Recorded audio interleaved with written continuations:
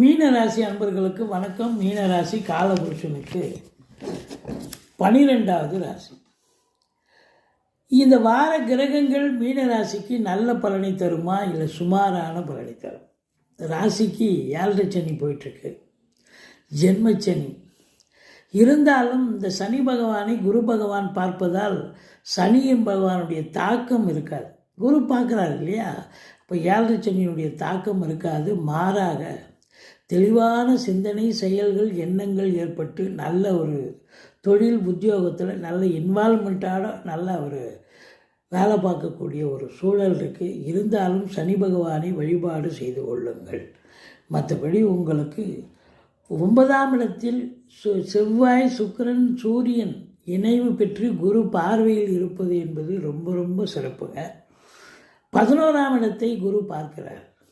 அப்போ cinema industry, தொலைக்காட்சி industry, நாடகத்தில் பணியாற்றுபவர்கள், ரியல் எஸ்டேட் பிரமுகர்கள், செங்கல், மணல், ஜல்லி, ஹார்ட்வேர்ஸ் போன்ற பிரிவில் பணியாற்றுபவர்கள், மற்றபடி காவல்துறை, தீயணைப்புத்துறை, மருத்துவத்துறை, இராணுவத்துறை, ஐஏஎஸ், ஐபிஎஸ், ஐஎஃப்எஸ், அதற்கு நிகரான பணியில் இருக்கும் அன்பர்கள், கலைநிலை ஊழியர்கள், ஃபேன்சி ஸ்டோர், துணி கடை, நகை கடை வச்சிருக்கிறவங்க, அதில் வேலை பார்க்கக்கூடியவர்கள், நிதித்துறை, நீதித்துறையில் பணியாற்றுபவர்கள், இவங்களுக்கெல்லாம் ஒரு கொண்டாட்டமான ஒரு வாரம்.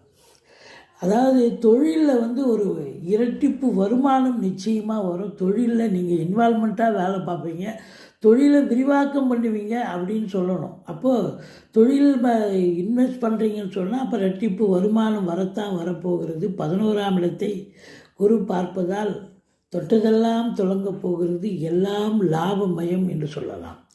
அதனோட உங்களுக்கு இப்போ 12ஆம் இடத்தில் ராகு இருப்பது என்பது இன்னும் சிறப்பு. யாரெல்லாம் இந்த மீனராசி அன்பர்கள் வெளிநாடு போகணும்னு தயாராக இருக்கிறீங்களோ நீங்கள் தாராளமாக போகலாங்க. ரொம்ப நல்லது நடக்கும். வெளிநாடு உயர்கல்விக்கு போனாலும் சரி, உத்தியோகத்துக்கு சென்றாலும் சரி, ரொம்ப சாதிக்கக்கூடிய ஒரு நேரம். பாருங்கள், உங்களுக்கு 4 7 எங்கே இருக்கிறாருன்னா 8ஆம் இடத்துல இருக்கார். மறைந்த புதன், நிறைந்த தனம்.